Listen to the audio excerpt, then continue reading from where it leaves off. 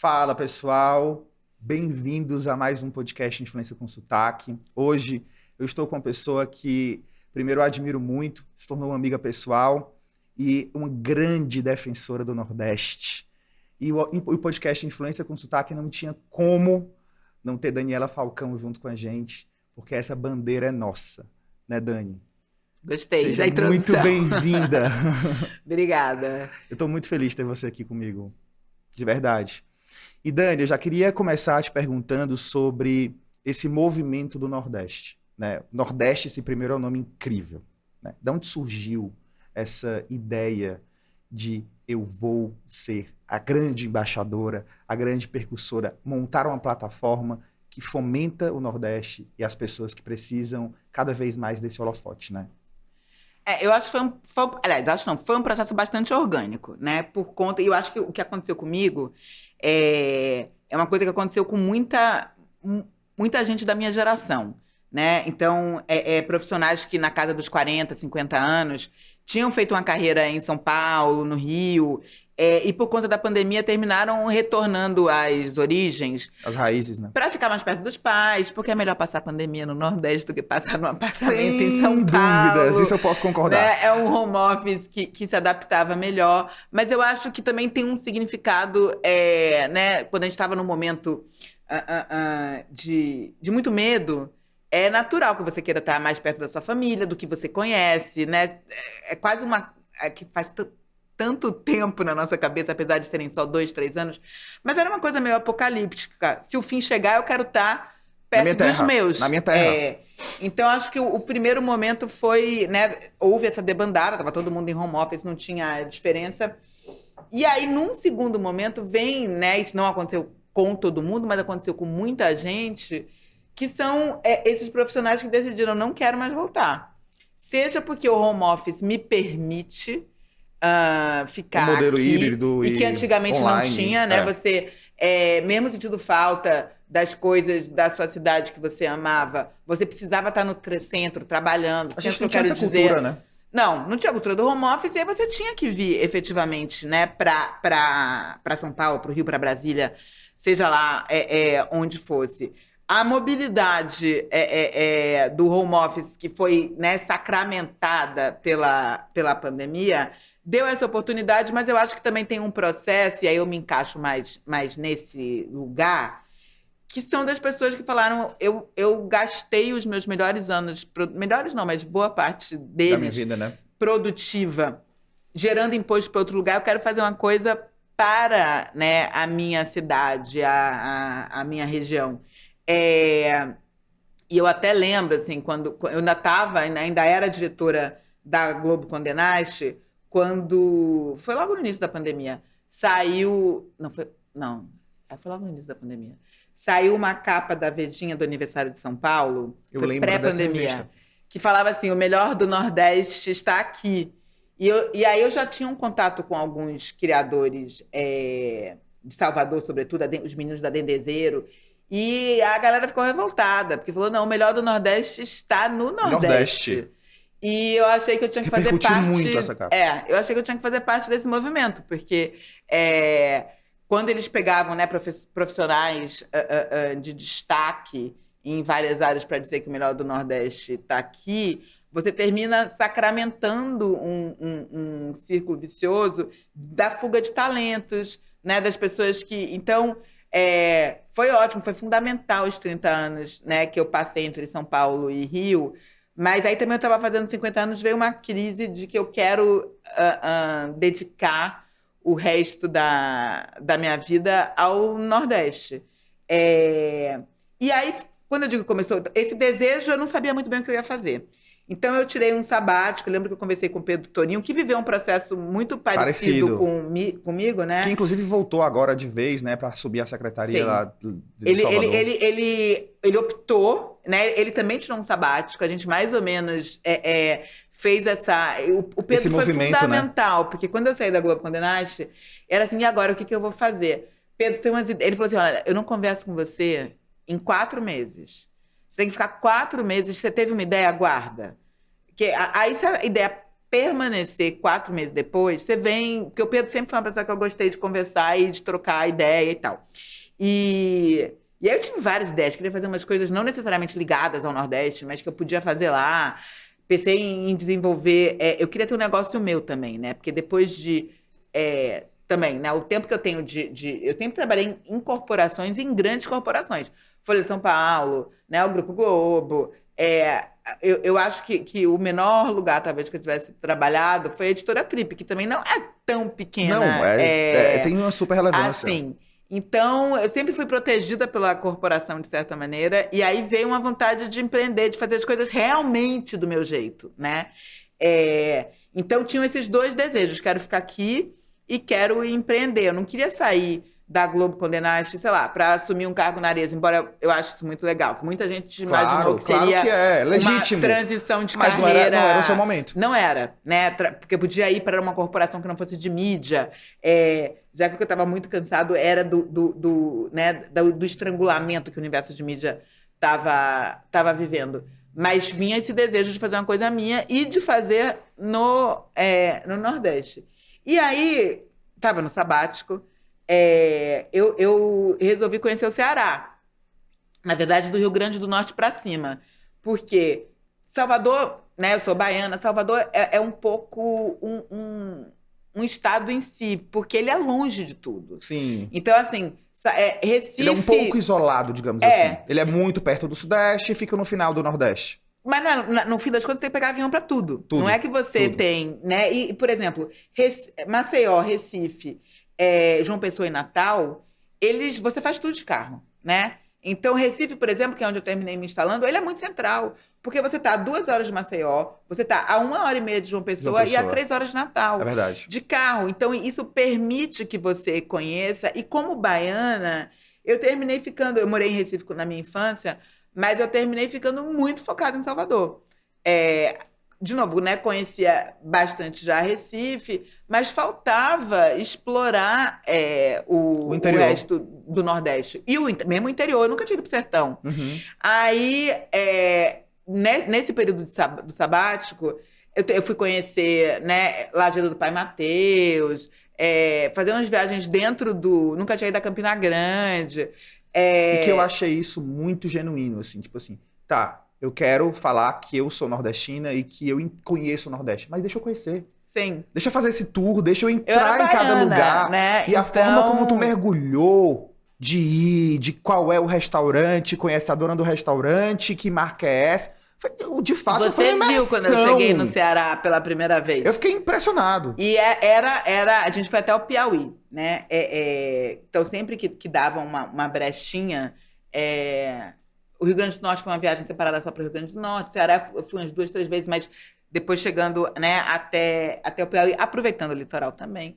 Mas era muito de fazer encontro com criadores, com as pessoas que estavam fazendo a cena. Mas isso ainda era no sabático, mas já estava inconscientemente... Mas foi aí que começou o Nordeste, que aí eu vou te contar da história do nome.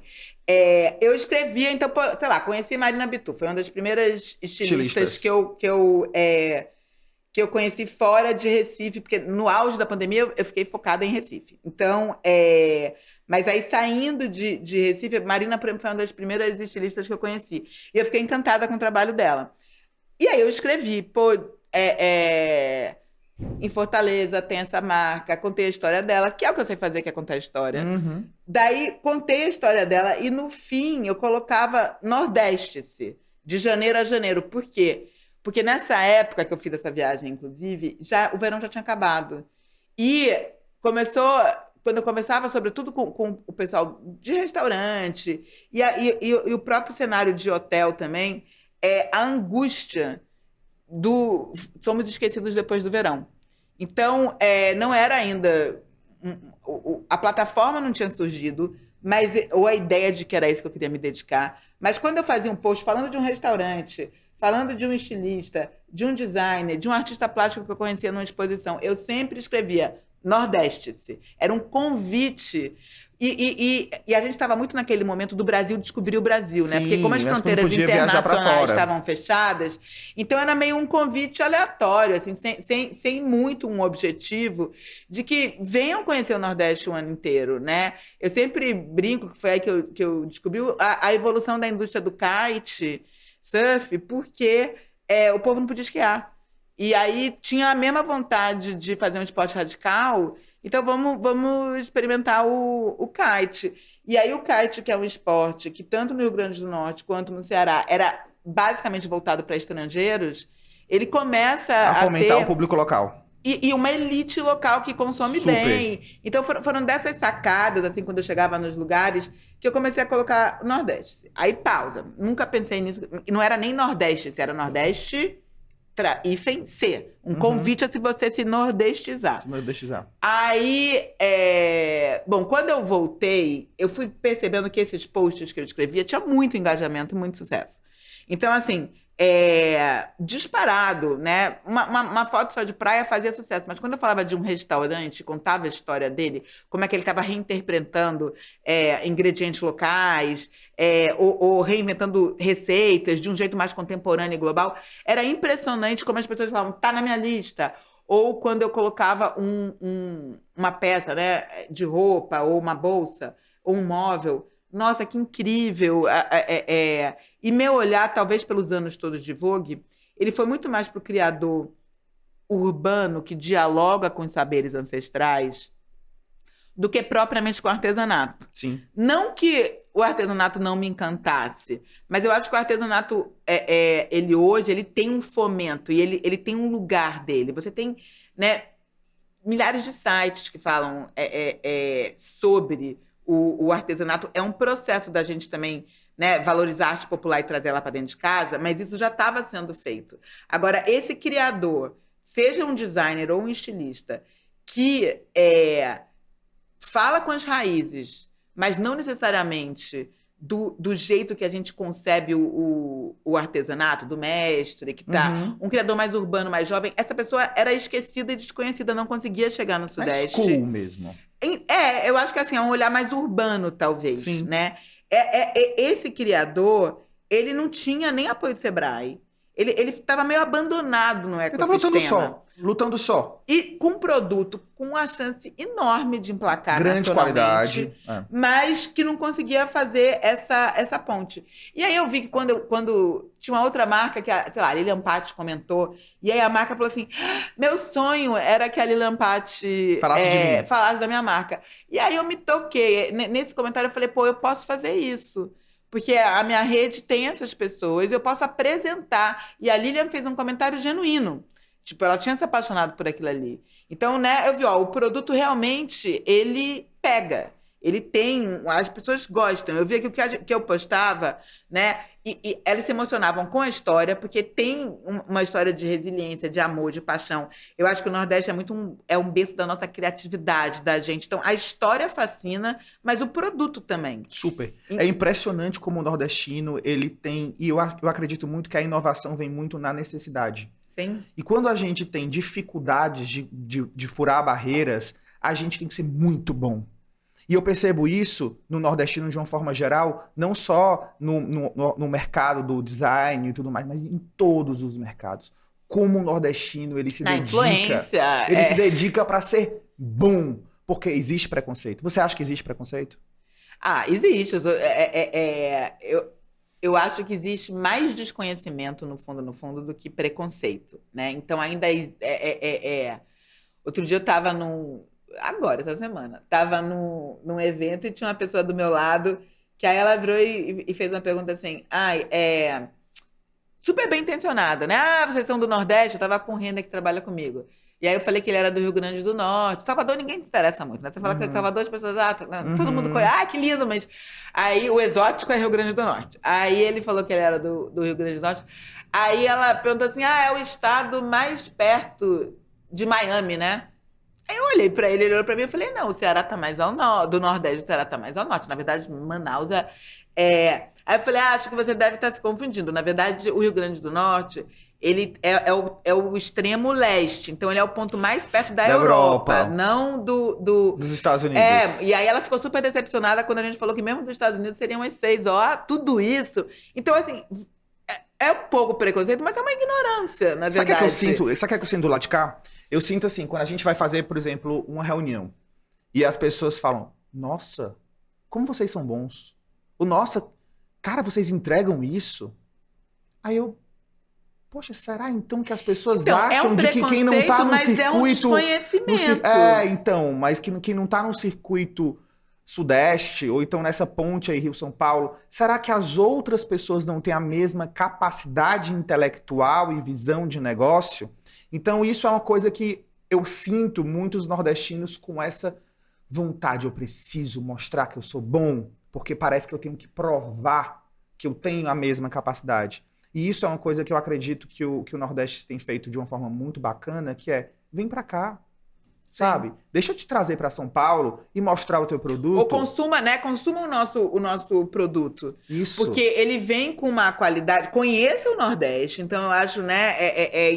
É um trabalho agora que as fronteiras estão abertas.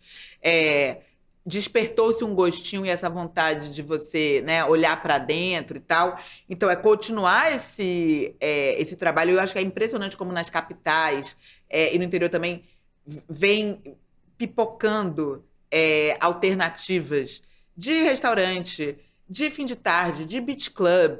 Então, assim, existe essa efervescência nas capitais, que eu acho que hoje, né, você consegue ficar em Salvador, em Fortaleza, em Recife, João Pessoa, a gente tem uns empreendimentos imobiliários e né, hotéis. Não, você vê o próprio você fala, Ceará "Uau!" também, os hotéis, Então, né? Até o mercado de luxo que fomenta lá dentro, isso é uma coisa tudo, absurda. né? Antigamente era pousada rústica, um consumo mais alternativo, não necessariamente com menos poder aquisitivo, mas sempre ligado mais ao alternativo.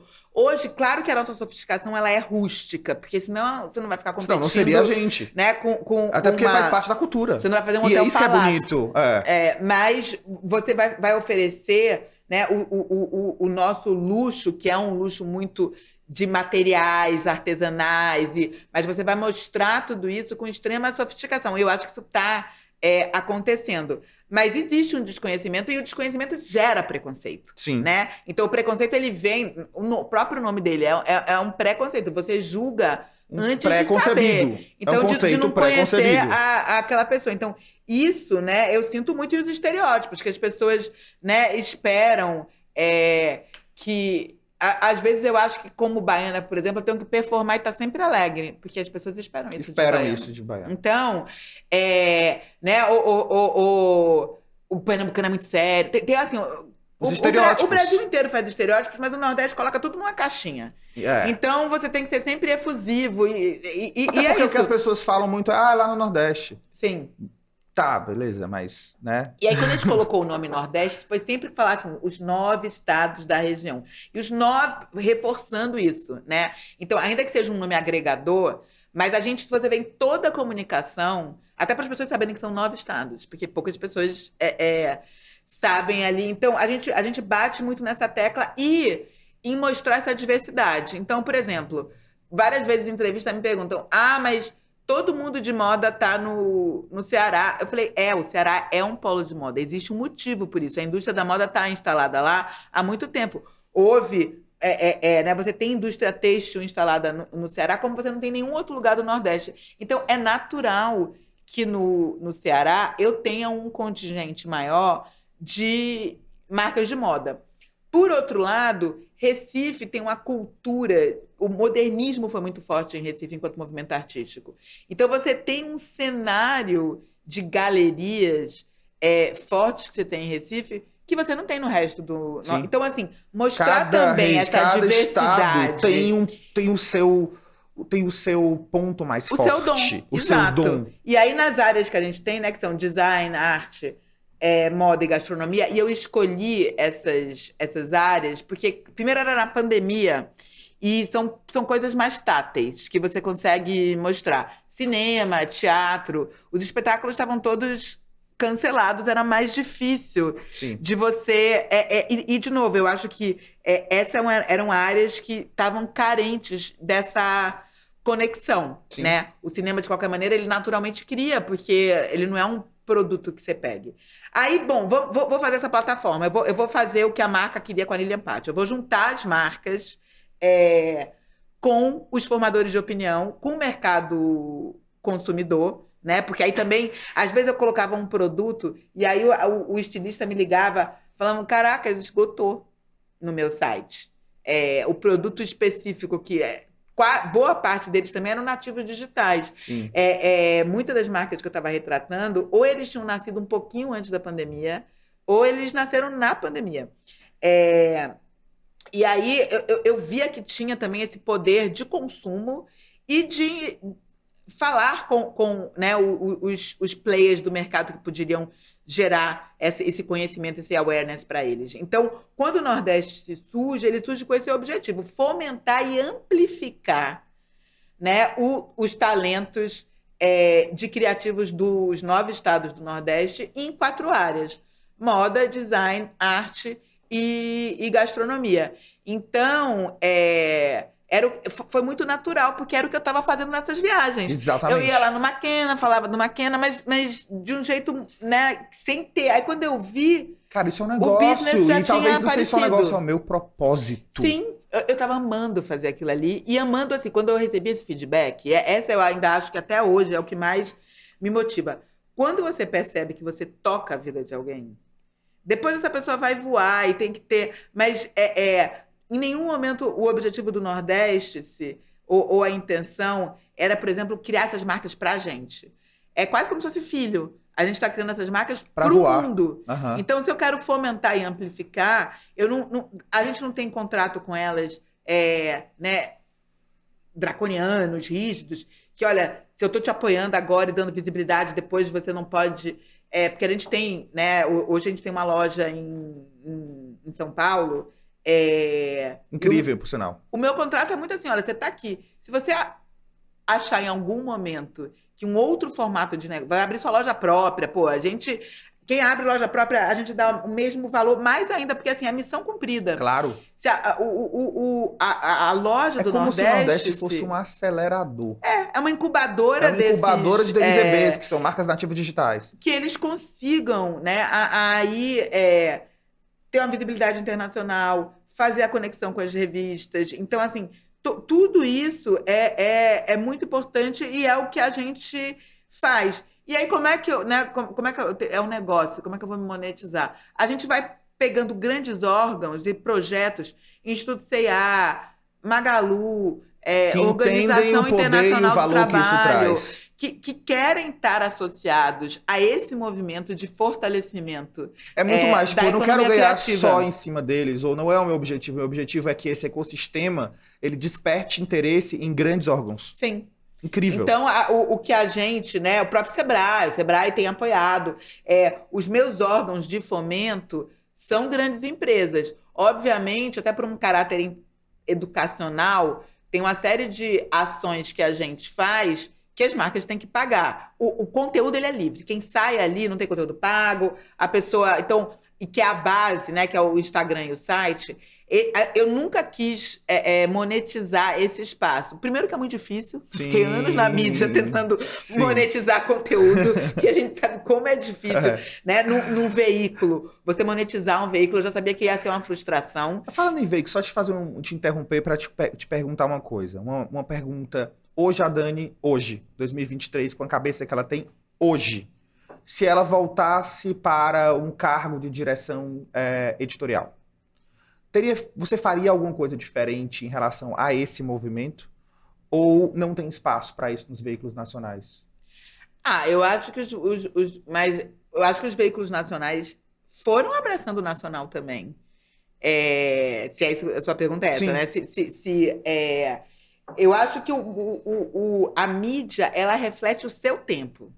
Então, veja bem, quando, na época que eu era, antes de ser CEO da Globo Conteúdo, quando eu estava na Vogue, foi quando o mercado brasileiro se abriu para as marcas internacionais. Inaugurou o JK Iguatemi, inaugurou o Cidade Jardim. De repente, você tinha 20 marcas. A gente estava acostumado, né, no mundo da moda, no máximo, a ter Dior e Vuitton. É o que a gente tinha no No Fendi Brasil. pequenininha. Depois que a Daslu foi embora, sobretudo que acabou, você ficou com esses dois. E aí você vê ressurgir. Pô, não era, né? Porque mesmo quando tinha uma Daslu em São Paulo, mas era um shop da Prada, não. Aí a Prada Não, com. vem tudo. Foi Chloé, assim, uma Prada, tudo. lambança Foi. de marcas Valentino. internacionais.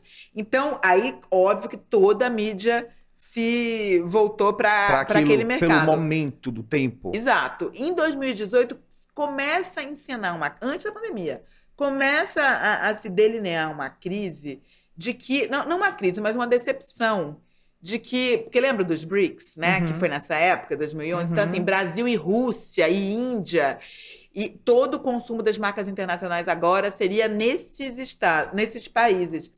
E de passado um tempo, né, não, a gente decepcionou um pouquinho, porque não é que a gente decepcionou, é que o Brasil não, era uma bolha especulativa que havia aquele capital, não se levou em conta que o brasileiro gosta de comprar lá fora. Então tem uma série né? Em 2018 o mercado já estava rateando.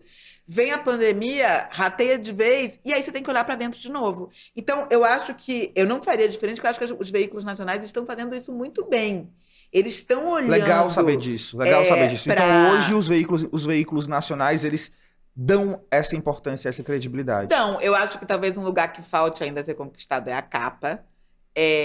Mas se você for olhar dentro dos veículos, assim, né, os estilistas nacionais da nova geração, sobretudo, eles são protagonistas, né? E eu acho que é um movimento importante, porque são estilistas, às vezes, periféricos no sentido regional, que vêm do Nordeste, são estilistas pretos.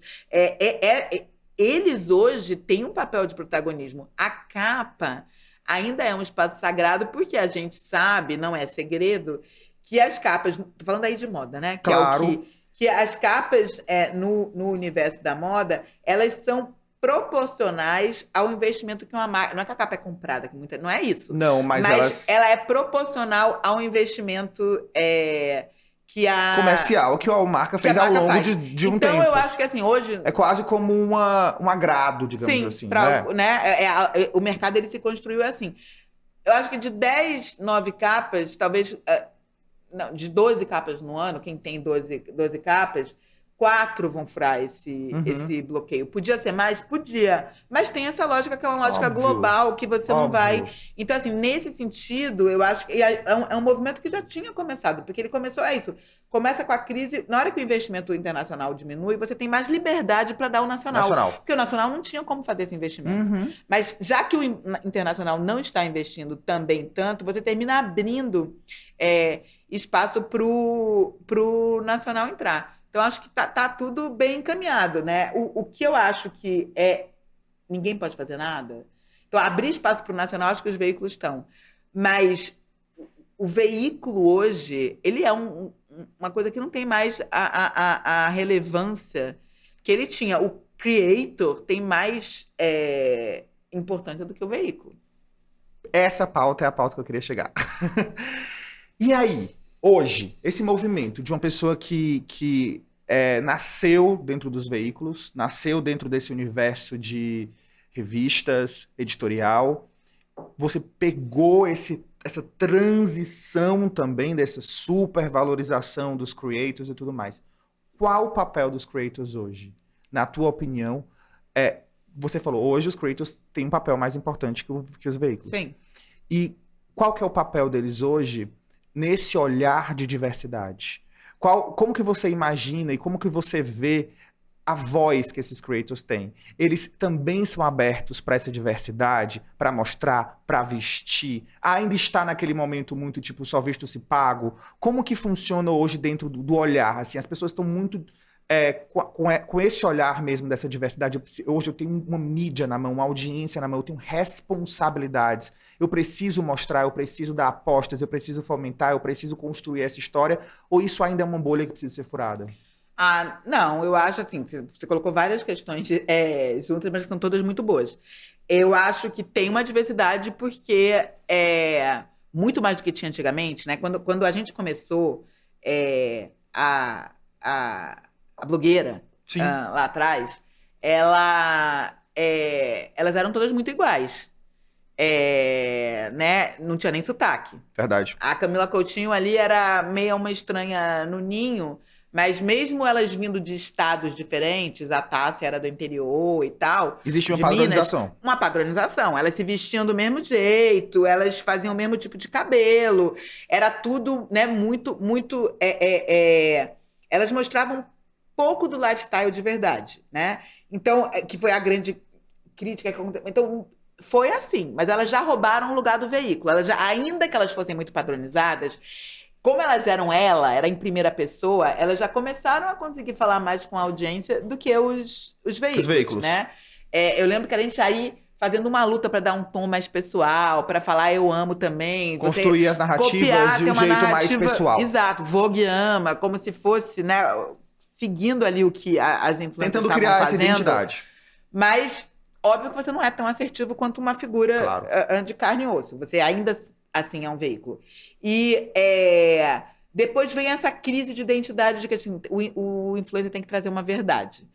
E isso a gente vem evoluindo nisso ano a ano. E aí, do mesmo jeito que essas primeiras influências, elas diziam que elas romperam a bolha e que era agora uma comunicação mais democrática, era mais democrática porque em vez de ter Vogue, Elle, Marie Claire Bazar, você tinha 20 influências falando sobre moda nesse primeiro momento. Agora, e aí era como se elas fossem a grande revolução. Só que daí, o negócio é que nem Gremlin, que vai crescendo. Uhum. E aí essas 20 viraram 2.000, que viraram 20.000, e aí realmente a gente teve uma democratização. E aí vem a diversidade. Porque elas ainda eram um filtro. Mas hoje em dia, cada um segue né, elas têm lá a grande audiência, mas cada um se informa do jeito que quer, Super. no estilo que quer. Sabe o que a gente faz? Muito uma linha cronológica é assim. Influência massificada, revista, TV, rádio. Uhum. Depois começa a ter a dispersão digital, que é isso que você acabou de falar. Surgem os primeiros blogs. Depois dos primeiros blogs, vem uma outra fase. As blogueiras viraram fenômenos e celebridades. Uhum. O momento que a gente diz que a gente está vivendo é o momento da influência identitária. É a influência que você quer se conectar. Tem muita gente para você se conectar, tem muita gente que você se identifica. E aí você vai simplesmente fazendo seleções de pessoas que falam aquilo que você se identifica, que você se conecta.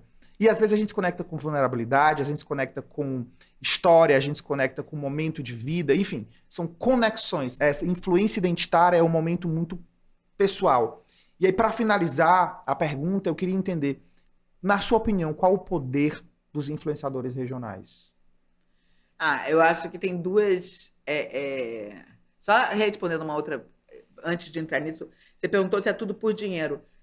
Acho que não, porque quando tem essa verdade, e se ele vai na SP Art, ou se ele, né, ou se é a música, agora ele tem que ser remunerado.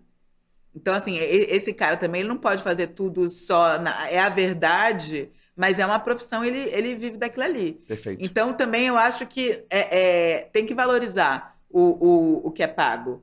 E não dá para achar que o influenciador ou o creator vai fazer tudo na brodagem, porque senão não existe. Então tem que... Eu acho que o pago, ele faz sentido, né? A gente tem que distribuir essa renda e essa galera tem que receber também. Não é só porque muita gente acha que estou trazendo um influencer diverso ou pequeno que a pessoa vai fazer tudo de graça. Não, Perfeito. Ela precisa, né, trabalhar daquilo ali.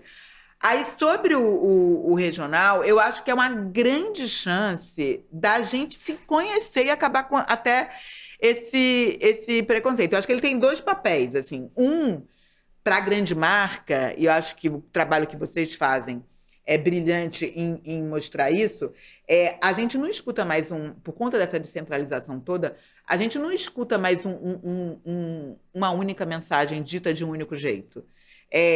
As mensagens, elas são mais eficazes, né? O diabo do cluster ou do nicho, a gente sabe que a mensagem ela tem que ser dita. O Waze tá fazendo, não sei se vocês, né, já viram isso. Eu acho, com o sotaque, a voz. Com o sotaque. É incrível, é em genial. Em Salvador, eu morro de rir, porque não é só o sotaque, é o jeito de falar. Lá mesmo, cuidado aí, a rotatória tá chegando. Então... muito bom, é muito bom. Se o Waze tá mandando, tirando aquela voz padronizada e colocando sotaques regionais... É uma prova de que até a mensagem do trânsito, ela chega melhor no vire à direita, ou tu trouxe um insight fantástico. Então é óbvio que o regional exemplo faz maravilhoso. sentido, né? Se até na orientação do trânsito a gente ouve melhor se alguém dos nossos falando, é óbvio que na mensagem da publicidade também tem esse papel. Eu acho que nem todas as marcas acordaram ainda para esse potencial e para como a comunicação dela vai ser muito mais efetiva. Real. Dá um trabalho danado? Dá, porque você tem que saber mapear onde é que está a pessoa, sei lá, em Mossoró, que é um grande centro ali do Rio Grande do Norte que vai poder colocar. Então, daí as agências também têm que ser mais diversas e ter essa capacidade, né, porque não dá para uma grande companhia Entender quem são essas pessoas. Exato. A gente se especializou nisso exatamente por isso. Cara, como a gente encontra as pessoas certas de cada lugar. Então, entender que para fazer marketing hoje, você precisa amplificar a voz. Você precisa falar com sotaque local. A gente tem até um case super legal, que é um case de uma empresa financeira, do mercado financeiro, que ela fala que o propósito dela é levar a educação financeira para todo e qualquer brasileiro. Como que você fala de educação financeira com quem mora no interior de Minas, do Nordeste, do Sul? Mas tem que falar, né? Porque todo mundo Tem guarda um que dinheirinho falar. embaixo do... Não, a pessoa porque tem. se o objetivo é falar com todo e qualquer brasileiro, pô, vamos falar com todo e qualquer brasileiro. Mas vamos entender que para chegar lá, eu preciso de identificação. E essa identificação, que é o trocadilho do sotaque, é o que faz sentido. E a ideia do Waze foi bizarra. Eu também achei aquilo assim uma coisa incrível. Como eu também vi GNT. A GNT estava agora com... A voz do GNT é nordestina. E eu falo, que legal. E é muito louco, porque a gente tá tão mal acostumado a ouvir, que quando a gente ouve, a gente cara, dá aquela coisa de antigamente que o nordestino tinha que padronizar o sotaque dele pra ir pra Globo.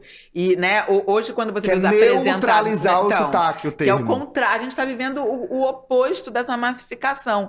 A Band, quando foi cobrir o Carnaval de Salvador, entrou em contato com a gente porque ela queria que os apresentadores nacionais e tal, todos estivessem vestindo marcas. Era o Carnaval de Recife. Eles queriam que eles estivessem vestindo marcas de Recife. Eles procuraram, indica pra gente umas marcas.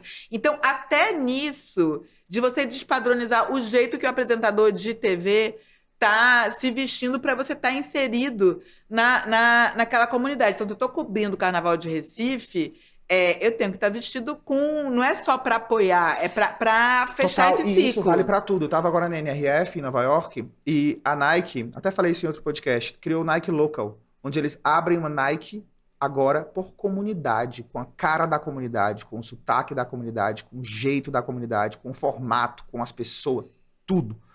Hoje a gente está vivendo um momento de despadronização. Sim. E eu acho que o Nordeste vai entrar nisso também, porque as pessoas precisam desse olhar. Dani, eu vou abrir uma loja em Recife. Como que eu faço a minha loja ser raiz, fale para a cultura, seja de verdade? Então essa despadronização é um movimento que vai vir com muita força, porque existe uma coisa chamada comunidade. E eu não construo comunidade igual. Cada comunidade, cada lugar é uma história, é uma cultura. E eu acho que é isso que é muito importante. Eu faço questão de ter você sempre aqui, perto de mim, da minha vida, porque eu admiro muito o seu trabalho, eu admiro muito sua coragem, e você é brilhante. Porque muita gente tem construído história, tem ganhado holofote, porque o Nordeste existiu. Obrigado, de coração. Você obrigada é uma por pessoa aqui. que eu... A mesma coisa. Eu acho que você foi fundamental.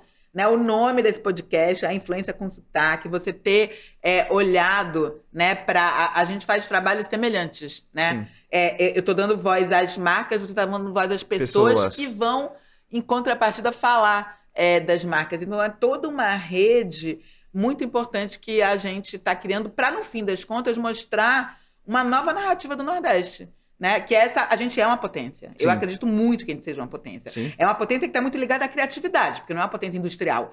Mas a criatividade é a grande força econômica do terceiro milênio. Claro, é economia criativa. Então, né, estamos bem. Muito, e eu estou muito feliz e a gente está cada vez mais junto. Pessoal, eu poderia ficar 3 horas ou mais, como já ficamos.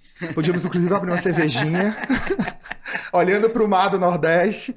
Mas a gente vai ter que encerrar aqui. Depois a gente convida a Dani mais uma vez para aprofundar mais esse assunto. Quero agradecer demais você que ouviu até aqui. Siga Nordeste-se, porque é uma plataforma que vale a pena. É muito conteúdo. Inclusive, o Instagram está uma coisa. Eu falei para ela esses dias, assim, tá tá demais, não tinha como uma pessoa que nasceu e cresceu nesse berço editorial não trazer tudo essa bagagem criativa e editorial, então eu estou cada vez mais leitor e assíduo. E você que está aqui, também segue o Influência com Sotaque, segue a gente, Sotaque Creators. Muito obrigado e até a próxima.